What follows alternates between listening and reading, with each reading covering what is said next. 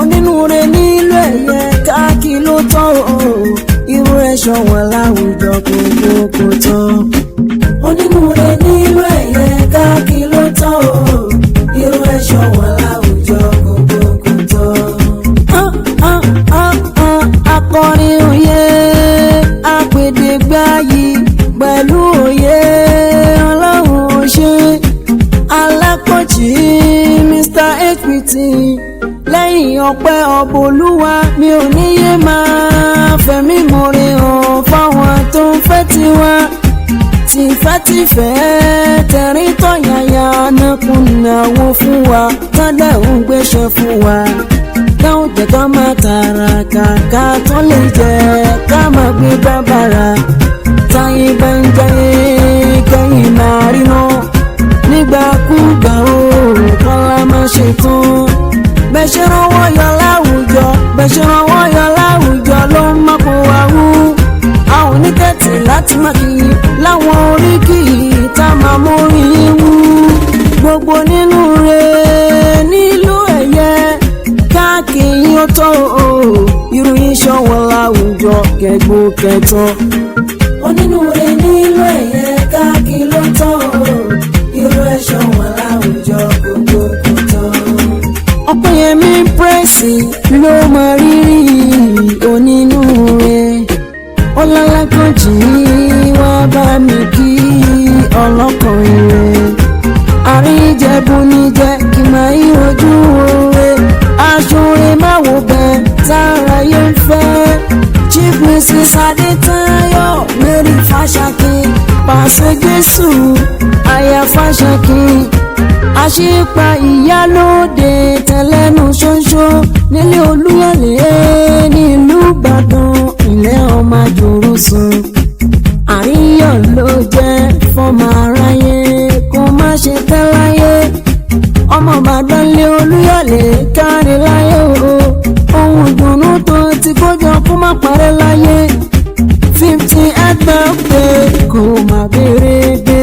àsọ̀sọ̀ tán lóhun ojú ti rí ọlọ́run ò ṣe láyàyà Fáṣákì onínúure o. màmá sọjí màmá ìbùkún ọdún orí agọ́nigàn kó má ṣe rí láyé kó lóun má ṣe é lágọ̀ láyé àwọn tó ti bí kí wọ́n dirú dìgbà pẹ̀sì ló sọ wípé aya Fáṣákì nílò ẹ̀yẹ o káàkiri ló tán torí pé irú rẹ̀ ṣọ̀wọ́n láwùjọ Paso Jesu gbogbo kò tán. onínúure nílò ẹ̀yẹ lọ́dọ̀ ṣẹ́nu wá tán ìdílé aya Fáṣákì ṣọ̀wọ́n láwùjọ gbogbo kò tán. 58th birthday aya Fáṣákì many happy returns abiyamọ tòótọ́. 58th birthday òṣèré bí ó centenary aya Fáṣákì abiyamọ tòótọ́ gbogbo kò tọ́ o many happy returns aya Fáṣákì àṣìpa ìyálóde tẹlẹ́nu ṣoṣo Paso Jesu you shall live beyond centenary nínú àlàáfíà pẹ̀lú ọlá ńlá 7 ọjọ́ keje oṣù keje lọ́jọ́ tó dáyé ìkókó ọjọ́ àná tí wọ́n dàbí amọ́ báyé ṣe ń dùn kó má di kíkan o Ọpẹ́yẹmí pírẹ́sì ló ń celebrate ẹ onínúure Chief Mrs Adétayọ̀ Mary Fáṣákì Ọpẹ́yẹmí ló wí pé happy 58th birthday abiyamọ tòótọ́ many happy returns kò ní dáṣe mọ́ o abiyamọ tòótọ́ gbogbo kò tán. 58th birthday ọmọ bàmí àjẹgbé balẹ̀ lórí Olúyọ̀lé kò bàdélé àrólò bàdélé àrólò bàdélé àrólò bàdélé àrólò òjò lọ́rọ̀ tí ò bá ò bàdélé àrólò ọmọ òkè Ìbàdàn ọmọ òkè Ìbàdàn ọmọ òkè Ìbàdàn ọmọ òkè Ìbàdàn aya Fáṣákì wọlé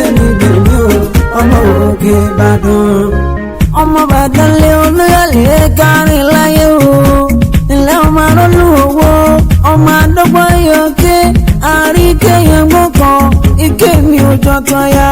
ẹ má ṣe gbé mi fọ́ya ẹ̀yìn mi ò jọ tó ṣá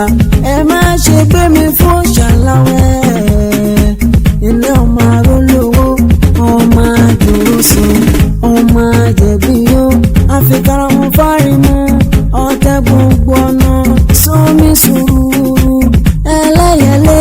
lára láìpọ̀ òun àṣejì rẹ̀ lómi àmúbuwẹ̀ nílé Olúyọ̀lé o ọmọ àgbọ̀ sàṣà ogun máma sá ọmọ àgbọ̀ yàyà máma yà ọmọ ẹni ìjà ọba tí ìpínlẹ̀ lọ́kùnrin ẹlẹ́rú mẹ́rú abẹ́rú mẹ́rú wọn kì í bá ní ṣọ̀rẹ́ àìmúnilọ́sọ́gun nílé Olúyọ̀lé ìlú Ògùnmọ́lá ìlú Àjàyí ìlú Ìbíkúnlé àgbàlá Ìbíkúnlé ó tó kókó sáré ayáfáṣákí ayé ti gbà ẹ́ láyé má ṣe kánjú lọ sọ́run gbogbo kò tán 58 birthday kò ní ìjà ṣe mọ́ 58